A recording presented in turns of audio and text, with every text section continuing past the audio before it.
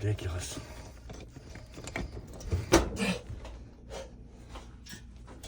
Oh my gosh, I always wanted to like live on the road like that and travel. Seems like so much fun. It's too much fun, girl. Come out here. Oh my gosh, yes.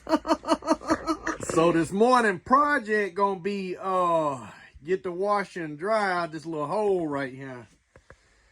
And I'm gonna go ahead and tell you that's probably gonna suck 75 feet of well wee. You know that? I can feel it.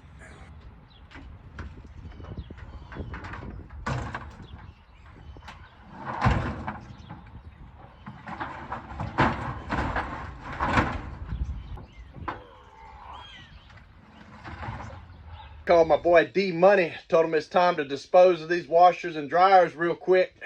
Grab your strap, homie.